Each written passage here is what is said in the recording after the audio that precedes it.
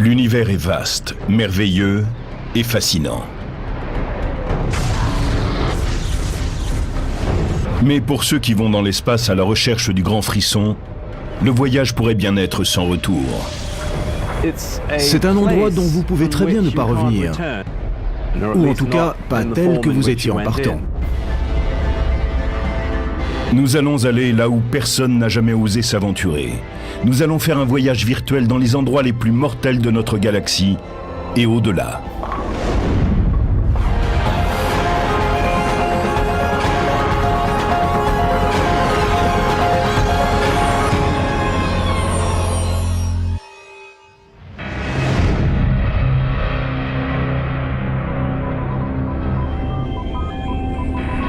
Partons pour une aventure aux frontières de l'ultime.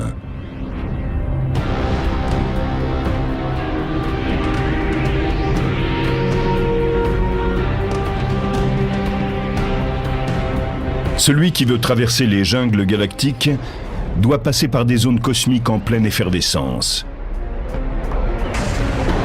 Des espaces mystérieux en proie à la violence.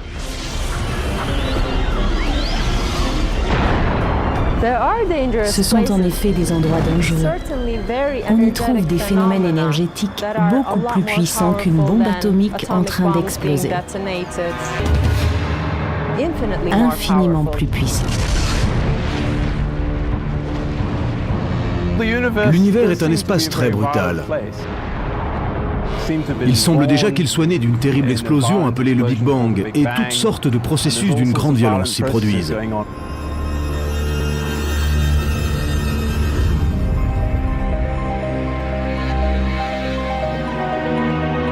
Le 27 décembre 2004, des satellites ont capté la plus grande explosion cosmique qui ait jamais été enregistrée.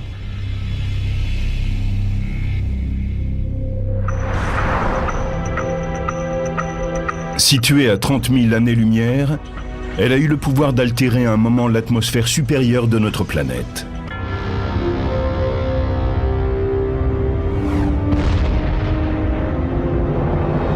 Cette déflagration a été provoquée par un magnétar, une des étoiles les plus denses et les plus dangereuses qui soient. La force du champ magnétique d'un magnétar équivaut à 1000 milliards de fois celle du champ magnétique de la Terre. Elle serait capable d'effacer les informations d'une carte de crédit à 150 000 km de distance. Ce qui correspond à la moitié de celle qui nous sépare de la Lune. C'est donc très proche à l'échelle astronomique. Ces étoiles à neutrons possèdent le champ magnétique le plus puissant de tout l'univers.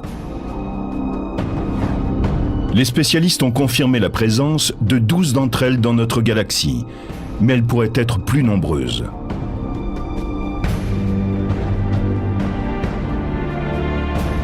Brian Cameron, de l'Institut californien de technologie, le Caltech, scrute la Voie lactée à la recherche de ces objets étranges.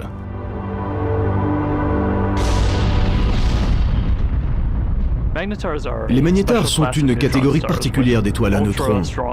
Ils ont des champs magnétiques ultra puissants. C'est la forme la plus dense de matière de tout l'univers. Le premier magnétar s'est présenté sous la forme d'un événement de très haute énergie détecté à la fin des années 1970. Mais à cette époque, nous ne savions pas de quoi il s'agissait.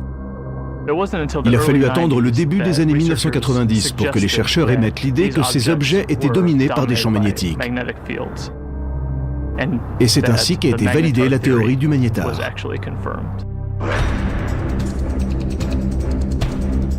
Les magnétars naissent au moment de l'agonie d'étoiles massives. Quand l'une d'entre elles meurt, elle commence par s'effondrer en une supernova. Parfois aussi, une étoile à neutrons peut se former à partir des cendres de cette supernova. Au cours du processus, certaines étoiles à neutrons deviennent des magnétars aux puissants champs magnétiques. Ceux-ci sont une source puissante de rayons X et de rayons gamma.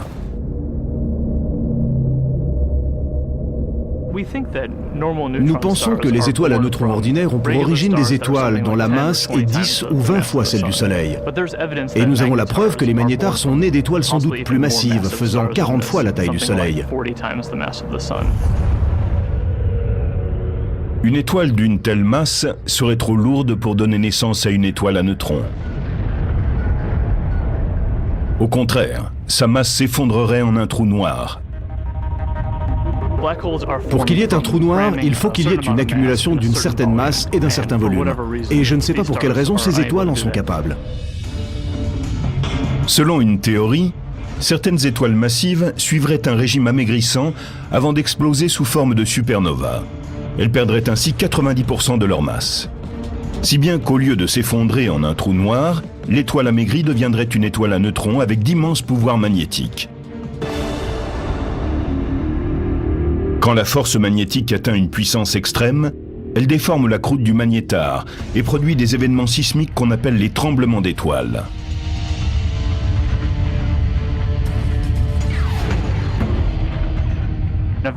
Finalement, cette croûte craque sous le choc. Et le champ magnétique se reconfigure en ayant un taux d'énergie plus faible. Quand cela se produit, une boule de feu est lancée par l'étoile sur son côté.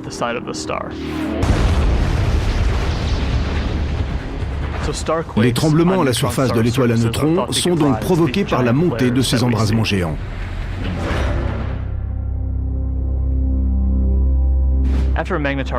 Quand un magnétar subit une de ces conflagrations, toutes les étoiles de la galaxie sont illuminées pendant quelques dixièmes de seconde.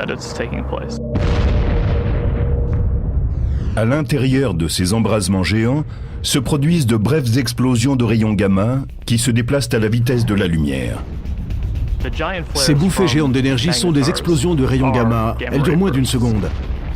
Et elles comprennent tout le spectre des rayons X, de couleur très dure par rapport à d'autres types d'explosions comme celles de rayons gamma.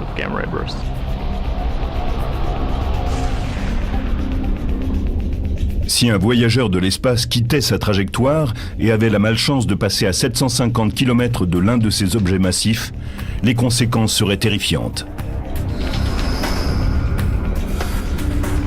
Le champ magnétique du magnétar est capable d'altérer les atomes du corps humain et ses forces gravitationnelles l'anéantiraient.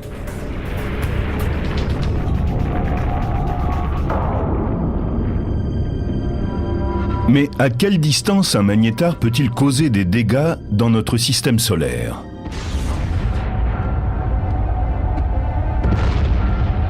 Certains pensent qu'une explosion de magnétar distante de 10 années-lumière produirait un cataclysme cosmique qui détruirait notre couche d'ozone et provoquerait l'extinction d'une grande partie de la population.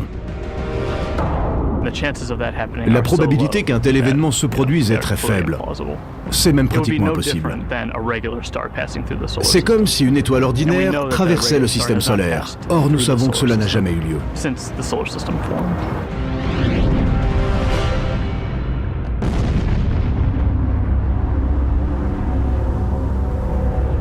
Les spécialistes pensent que les magnétars ont seulement quelques milliers d'années et qu'ils seront très affaiblis au bout de 10 000 ans.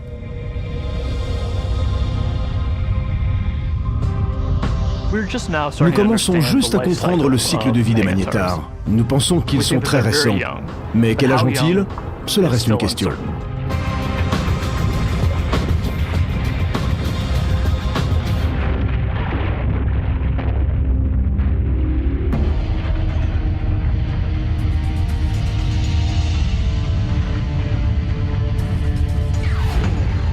À côté des magnétars, les satellites et les observatoires terrestres ont remarqué dans l'espace d'autres objets violents.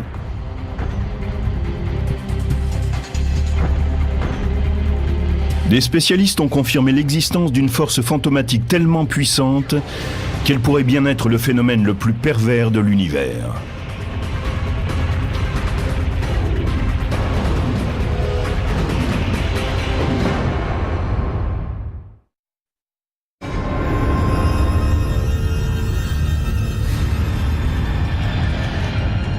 Des voyous très discrets hantent toutes les galaxies. Ce phénomène très particulier déchiquette tout ce qui se trouve sur sa route et n'en fait qu'une bouchée. C'est l'un des phénomènes les plus bizarres et les plus destructeurs que l'on connaisse. C'est le trou noir.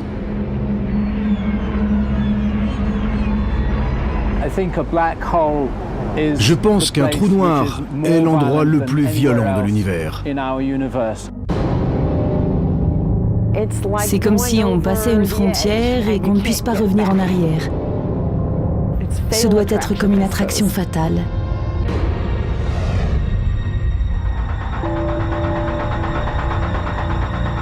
Un trou noir est une région de l'espace où la pression de la gravitation est tellement immense que rien ne peut lui échapper, même pas la lumière.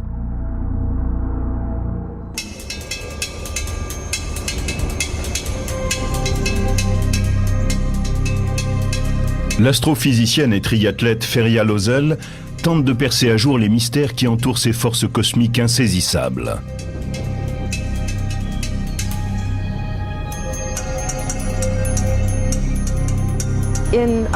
Dans un trou noir, la force gravitationnelle est tellement puissante qu'aucune autre force ne peut rivaliser.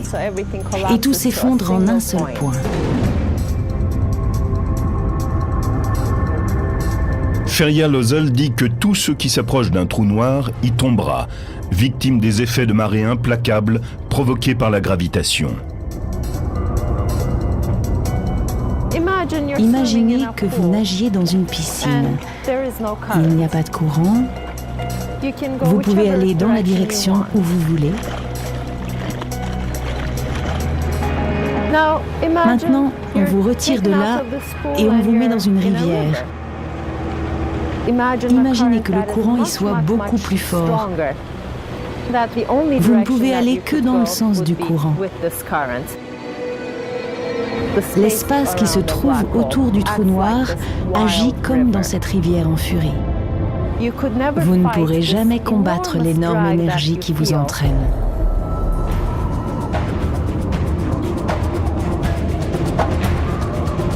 Quand un objet s'approche du bord, qu'on appelle l'horizon du trou noir, il atteint un point de non-retour.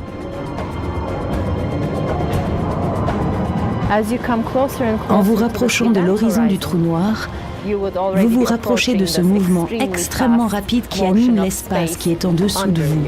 À ce moment-là, la seule direction que vous pouvez prendre est celle du trou noir.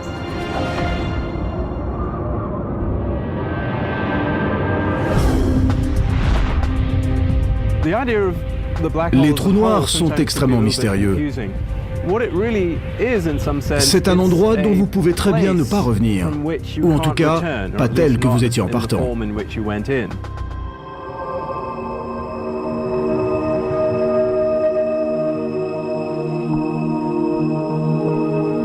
Les trous noirs sont difficiles à détecter, parce que, comme leur nom l'indique, ils sont invisibles puisqu'ils sont noirs. Mais les spécialistes les localisent quand ils s'aperçoivent qu'un objet, comme une étoile qui passe par là, est affecté par leur force gravitationnelle. Un trou noir complètement isolé ne serait pas visible. Ce que nous apercevons, c'est la matière brûlante qui tourbillonne autour de lui et qui est aspirée.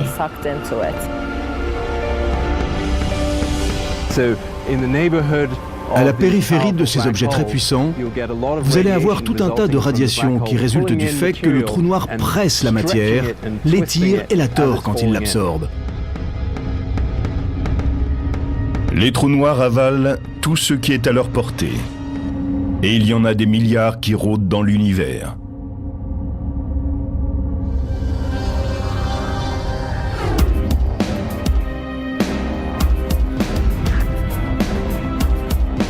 L'astrophysicienne Andrea Ghez fait partie des plus grands chasseurs de trous noirs au monde.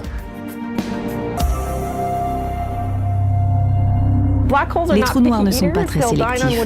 Ils vont se nourrir de tout ce qui passe à leur portée. Ils se délectent autant en aspirant des gaz qu'en avalant une étoile ou une planète. Quand l'un d'entre eux absorbe une étoile, il commence par la déchiqueter. Il la mâche comme un fou. Il l'étire, il l'épuise. Il l'entraîne comme dans un tuyau d'écoulement. Elle est complètement pulvérisée.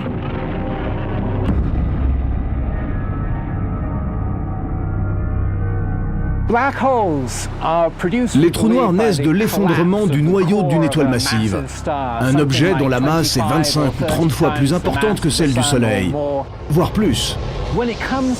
Quand elle arrive en fin de vie, l'étoile massive brûle son noyau. D'abord l'hélium, puis le carbone, le nitrogène et l'oxygène. Quand elle arrive au fer, elle n'a plus de combustible nucléaire. Et ce noyau de fer atteignant une certaine masse, il arrive un moment où il ne peut plus tenir et où il s'effondre en formant un trou noir qui est créé en même temps que la supernova.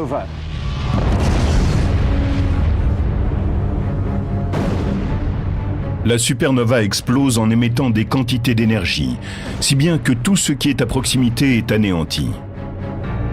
Puis les débris de l'explosion tombent dans le trou noir qui vient de se former.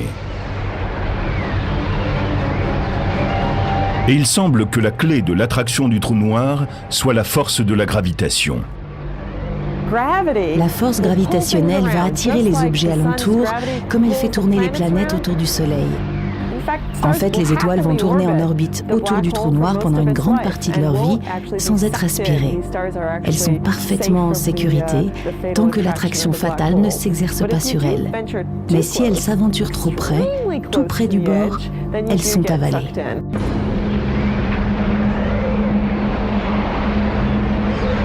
Les spécialistes pensent qu'il y a des millions de trous noirs incontrôlables dans notre galaxie, la Voie lactée. Et comme ils ne sont pas aisément détectables, qui sait s'il ne s'en trouve pas un juste à côté de notre planète? À quelle distance risque-t-on d'être absorbé par un trou noir? Être trop près d'un trou noir, c'est être à une distance équivalente à celle entre le Soleil et la Terre. Mais c'est sans doute encore trop proche. Pour les futurs voyageurs de l'espace, mourir dans un trou noir serait un mode très violent de disparition.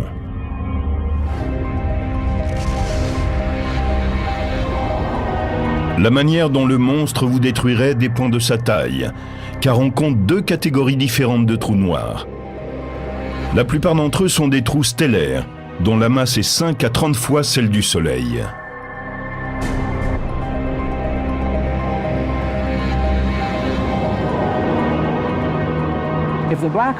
Si le trou noir est de la taille d'une étoile, les forces de marée qui s'exercent autour de lui sont assez fortes pour vous réduire en pièces, même si vous vous trouvez en dehors de son horizon.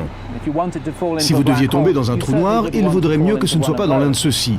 Il vous réduirait à l'état de spaghetti.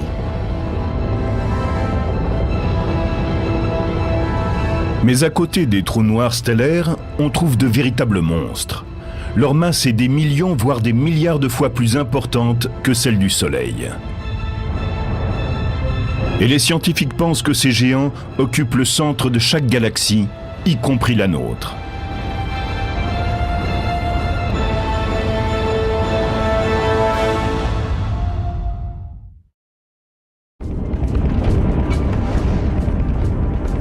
Les trous noirs font partie des curiosités les plus énigmatiques et les plus dangereuses de l'univers. Un trou noir a un appétit dévorant. Il aspire tout ce qui est sur sa route et recrache ce qu'il ne peut engloutir.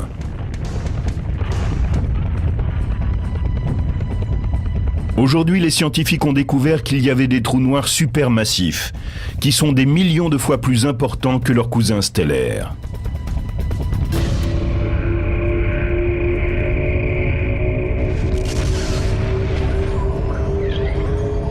On pense que les trous noirs supermassifs seraient nés après le Big Bang, au début de la création de l'univers.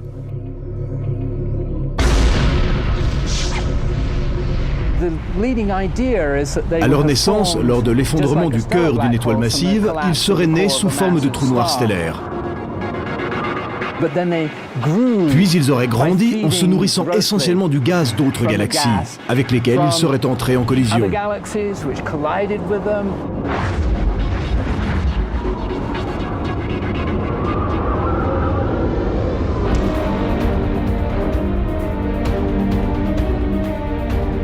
Les spécialistes ont découvert que ces ogres noirs exerçaient leur puissance au centre des galaxies. On pense que les trous noirs supermassifs sont très certainement au centre de la galaxie parce que ce sont les objets les plus massifs. À cause de cette masse, ils ont tendance à sombrer au milieu. Et c'est pour cette raison que vous les trouverez toujours au centre d'une galaxie. Pendant longtemps, les spécialistes ne croyaient pas à l'existence d'un trou noir supermassif dans notre Voie lactée.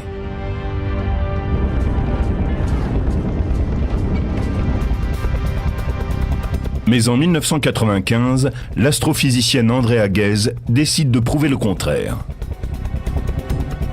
Au cours des 10 dernières années, nous avons mené une expérience qui consistait à poser la question suivante: y a-t-il un trou noir supermassif au centre de notre galaxie? Pour ça, nous avons observé les mouvements des étoiles au centre de la galaxie pour voir s'il ne s'y trouvait pas une grande quantité de masse à l'intérieur d'un tout petit volume. Ce serait la preuve de l'existence d'un trou noir.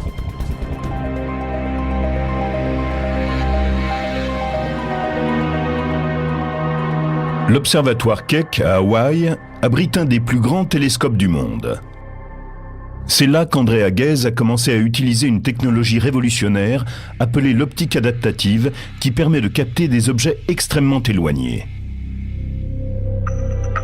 Sur cette première image, obtenue sans le secours de cette technique, on ne voit rien à l'intérieur de ce grand carré. Avec le système d'optique adaptative, on y aperçoit des étoiles. Cette région du ciel abrite celles qui sont la clé de notre expérience. Nous voulons voir comment elles se déplacent.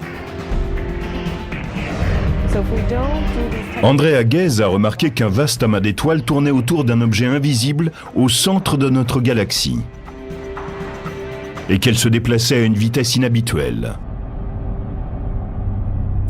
Nous voyons que ces étoiles sont très près du centre et à l'aide de ce système, nous pouvons les observer. Elles tournent autour du trou noir, tout comme notre planète tourne autour du Soleil. Leur orbite nous indique où se trouve le trou noir. Il est exactement là où sont ces étoiles, au centre de notre galaxie. Et en voyant à quelle vitesse va l'étoile et comme son orbite est resserrée, nous pouvons dire où est le trou noir dont nous pensons aujourd'hui qu'il équivaut à 4 millions de fois la masse du Soleil.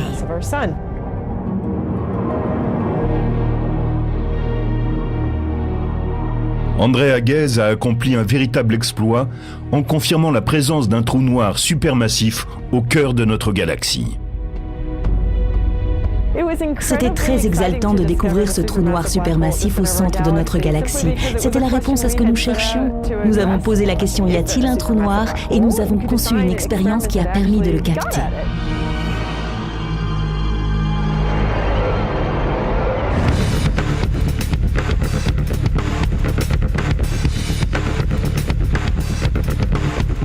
Pour l'astrophysicien Andrew Hamilton, la mort dans un trou noir supermassif serait différente de celle qu'on rencontrerait au sein de sa cousine de masse stellaire plus petite.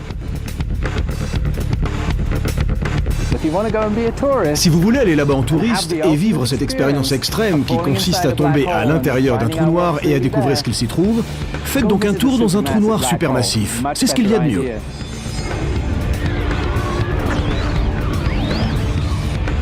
Dans un trou noir stellaire, l'explorateur de l'espace serait mis en pièces avant même d'entrer dans le vortex fatal. Alors que dans le cas d'un trou noir supermassif, il tomberait d'abord en chute libre.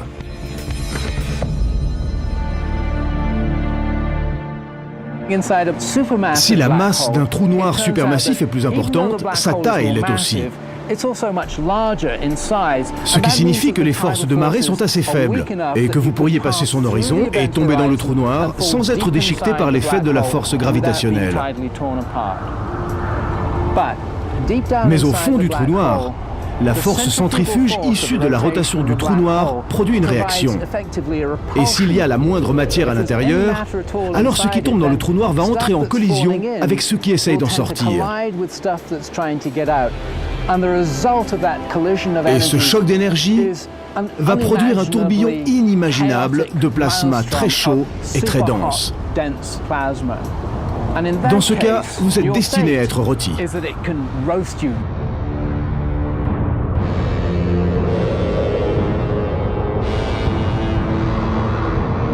À partir de quelle distance des voyageurs de l'espace seraient avalés par un trou noir supermassif situé au centre de la galaxie? Pour un trou noir supermassif, il faudrait se situer entre 1,5 million et 1,5 milliard de kilomètres de lui pour sentir son influence.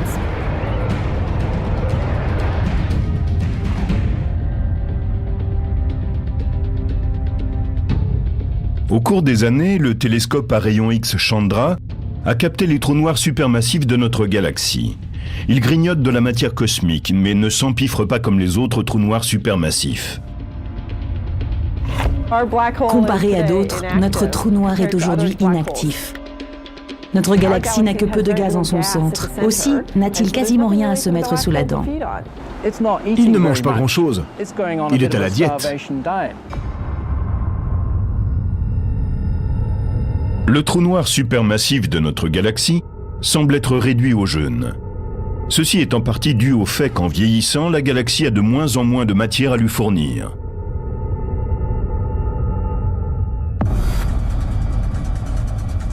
Mais, dans le futur, il pourrait être un peu plus actif s'il arrivait plus de gaz en son centre pour l'alimenter. Une façon de redonner de l'appétit à notre trou noir supermassif est d'entrer en collision avec une autre galaxie.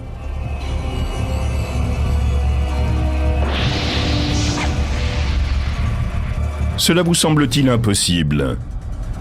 À 2 millions d'années-lumière de là, notre voisin le plus proche, la galaxie d'Andromède, se dirige vers nous à la vitesse de 110 km par seconde, ou 400 000 km/h.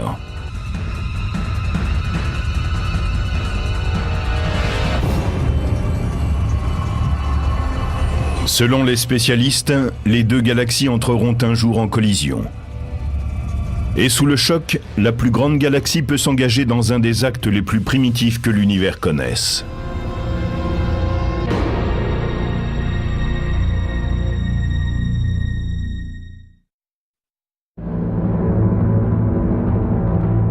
C'est l'un des rituels les plus barbares en vigueur dans l'espace.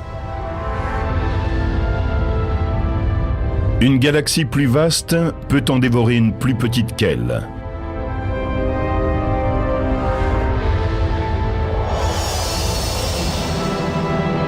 Ce scénario n'est pas né de l'imagination d'un écrivain de science-fiction. C'est une réalité cosmique. Et ce phénomène est appelé le cannibalisme galactique. Cet horrible événement se produit sur les autoroutes célestes, quand deux galaxies entrent en collision.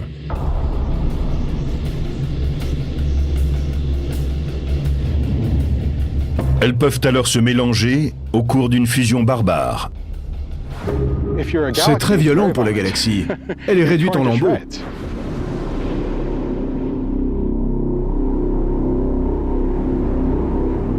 Joshua Barnes étudie la fusion des galaxies. Tel un enquêteur sur une scène de crime, il affirme que ses recherches démarrent un peu comme l'analyse d'un accident automobile. Imaginez que vous arriviez sur le lieu d'un accident de la circulation. Vous avez deux véhicules écrabouillés, mais pas de témoins. Personne pour vous dire ce qui s'est passé. Vous avez juste ces preuves physiques. C'est à peu près la même chose quand on étudie la collision de deux galaxies. Il n'y a pas de témoins. Tout ce qu'on a, c'est ce qu'il en reste.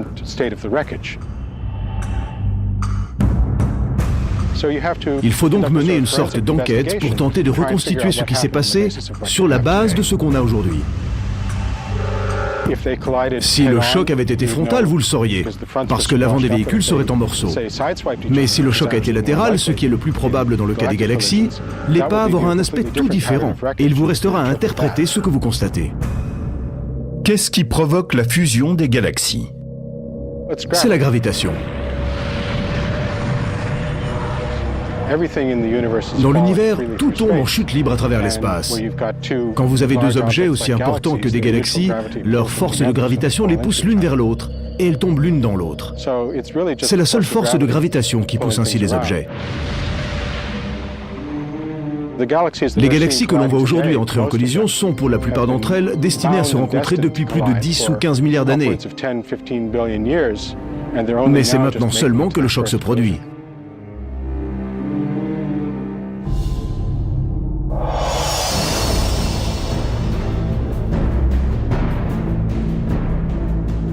Notre galaxie, la Voie lactée, se dirige vers sa plus proche voisine, Andromède. Toutes deux sont des galaxies de forme spirale, mais Andromède a une masse 2 fois plus importante, avec un trou noir supermassif équivalent à 30 millions de soleils.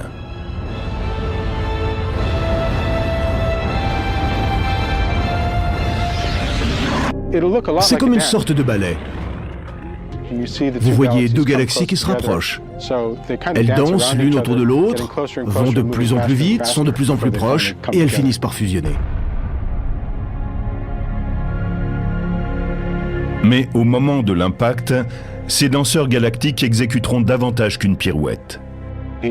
Chacune a un disque en spirale formé d'étoiles. Et autour de ce disque, un halo de matière sombre, invisible, que nous ne pouvons détecter que grâce à son champ gravitationnel. Ces 2 halos sombres, plus larges, vont se chevaucher quand les galaxies vont se croiser. En général, quand elles s'enroulent l'une autour de l'autre tout en se rapprochant, on finit par ne plus pouvoir les distinguer et leurs noyaux fusionnent.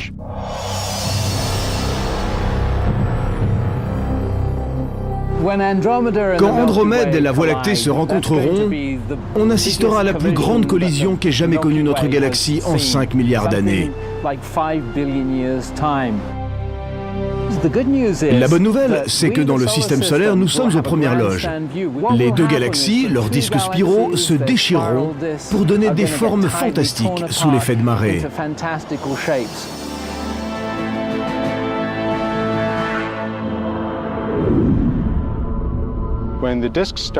Quand les disques commencent à se rapprocher l'un de l'autre, ils libèrent de longs serpentins d'étoiles qu'on appelle les queues de marée. Le Soleil et le système solaire devraient être à l'abri. Mais c'est difficile à prévoir. Nous pourrions avoir la chance d'être sur une de ces queues de marée et avoir une vue d'ensemble de tout le processus en passant à côté. Ou alors nous pourrions être projetés en orbite et plonger vers le centre des galaxies en train de fusionner. Nous n'avons aucun moyen de le savoir.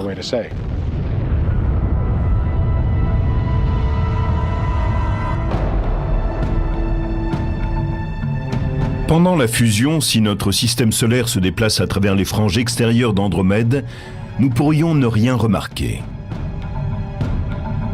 D'un autre côté, de nombreuses étoiles et du matériau spatial pourraient être propulsés en direction des planètes et venir perturber leur orbite autour du Soleil.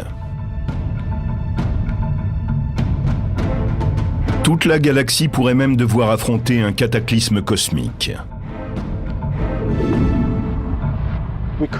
Cela pourrait avoir des conséquences non moins dangereuses. La première d'entre toutes pourrait être l'apparition de nombreuses formations d'étoiles à la suite de la fusion. Actuellement, la Voie lactée et la galaxie d'Andromède sont emplies de gaz stellaire, la matière brute d'où naissent les étoiles. La fusion signifierait qu'un plus grand nombre de supernovas passerait dans notre voisinage. Et cela pourrait créer des ondes de choc, des explosions de rayons cosmiques qui auraient de graves conséquences.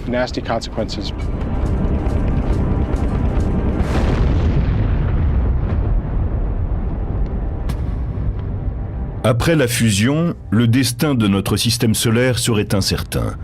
Les trous noirs supermassifs d'Andromède et de la Voie lactée rivaliseraient pour conquérir le pouvoir au sein de cette nouvelle galaxie en construction.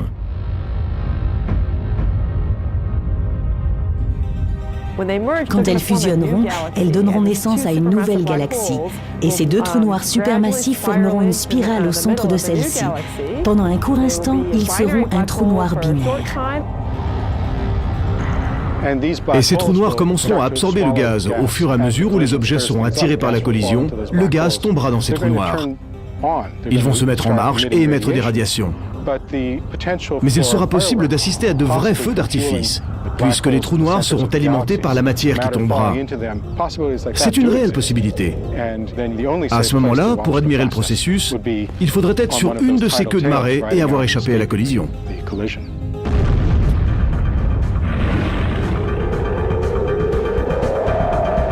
Certains spécialistes pensent que le vaste trou noir supermassif d'Andromède consumera la Voie lactée.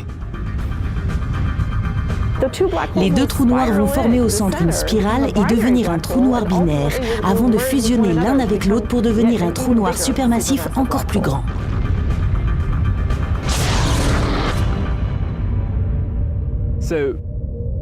Ainsi, une petite galaxie qui entre en collision avec une grande est comme dominée par la grande galaxie.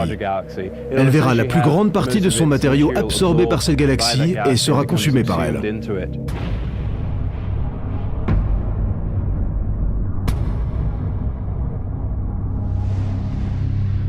Pour les spécialistes, ces fusions de galaxies constituent le mode de vie de l'univers.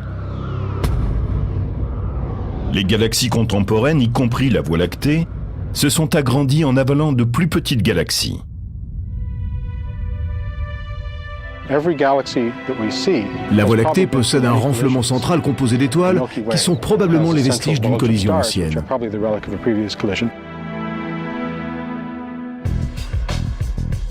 La plupart des spécialistes sont d'accord pour dire que la fusion de la Voie lactée avec Andromède ne se produira pas avant 3 milliards d'années.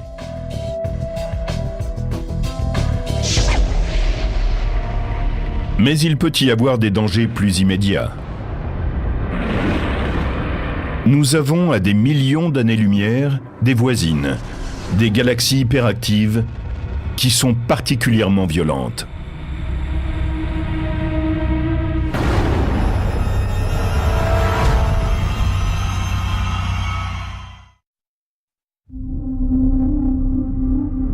Au cœur de certaines d'entre elles vivent des monstres cosmiques qui transforment le trajet de la Voie lactée en un parcours extrêmement dangereux.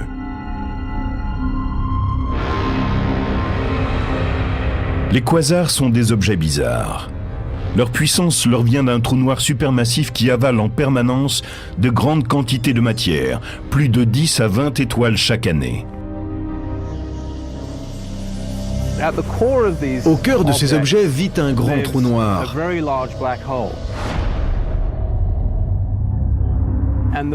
Et le rôle de ce trou noir est de générer une énorme quantité d'énergie.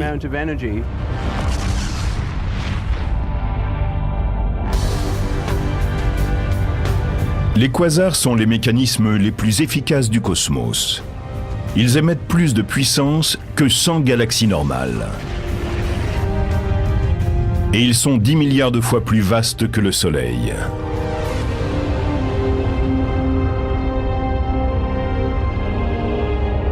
Mais comment naissent les quasars ?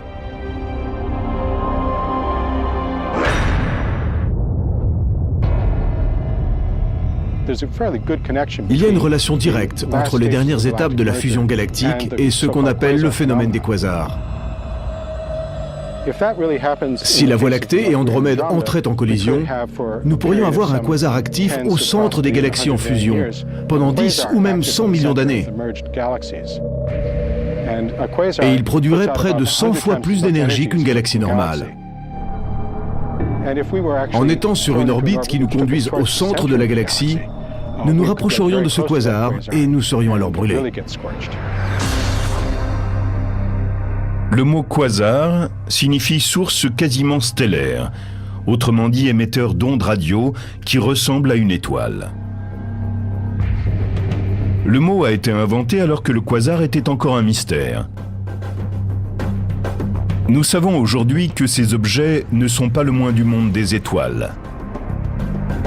En plus d'émettre des ondes radio et de la lumière visible, ils diffusent des rayons ultraviolets, des ondes infrarouges, des rayons X et des rayons gamma. Ils sont tous mortels si l'on s'en approche trop.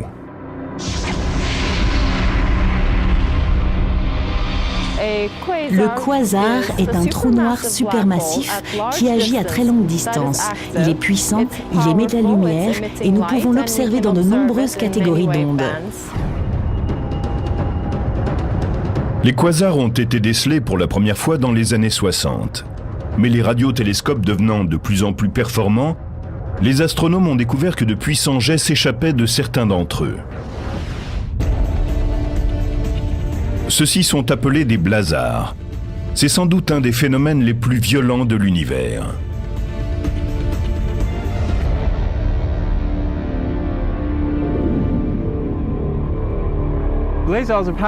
Les blazars tirent leur puissance des trous noirs comme les quasars, mais en même temps ils sont différents. Toute l'énergie qui est concentrée en eux s'échappe sous forme de jets lumineux extrêmement puissants.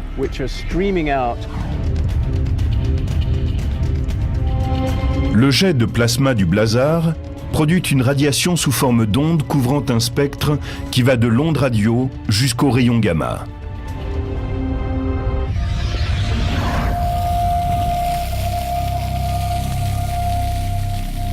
L'astrophysicien Glenn Piner a enquêté sur les conditions qui règnent au cœur de ces étranges objets.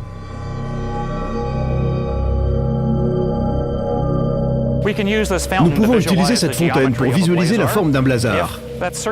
La base circulaire de la fontaine représente le disque d'accrétion. Le jet d'eau qui en sort représente le jet de plasma qui s'échappe du blazar. Si la planète Terre était dirigée vers l'endroit d'où sort l'eau, nous pourrions apercevoir un blazar.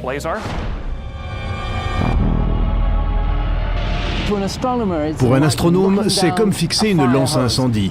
Vous êtes littéralement ébloui quand vous tentez de regarder cet objet qui flamboie et qu'on appelle un blazar. Les jets du blazar se déplacent exceptionnellement vite. Les plus rapides que l'on ait observés se déplacent à 99,9% de la vitesse de la lumière.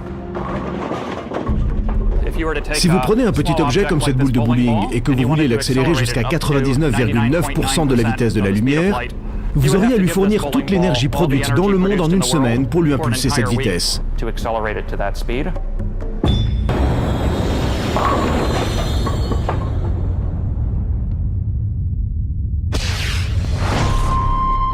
Lorsqu'il s'agit des blazars, nous n'accélérons pas de petits objets comme ces boules de bowling, mais de grandes masses équivalentes à celles de Jupiter, ou même plus encore. Les jets reçoivent donc du blazar des quantités incroyables d'énergie. Les blazars ont des conséquences inimaginables sur les objets cosmiques qui passent trop près de ces jets mortels. S'il y avait une planète située à quelques années-lumière seulement d'un de ces jets, la radiation émise serait des millions de fois celle d'une étoile. Et elle y serait exposée en permanence. Je ne crois pas qu'on pourrait découvrir de la vie sur une planète qui serait sous le jet d'un blazar.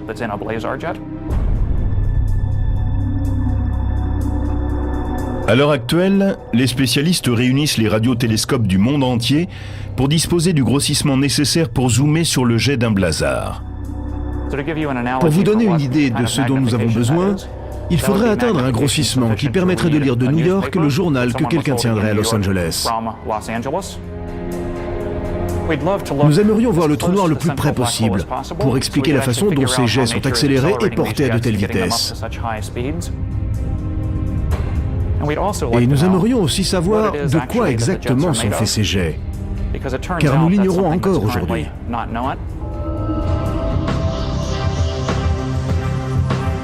Avant d'en savoir plus sur les blazars, les astronomes vont continuer à les surveiller, tout comme les autres endroits dangereux et incontrôlables de l'espace.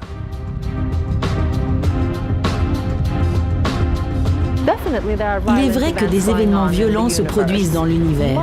Cela représente énormément d'énergie, beaucoup plus que tout ce que nous pouvons imaginer sur Terre. C'est comme si des milliards de soleils brillaient en même temps. Voilà la quantité d'énergie dont nous parlons. Mais le fait que nous en soyons très éloignés contribue à la survie des espèces. Si nous voyagions plus loin dans l'espace, nous aurions davantage à nous en soucier.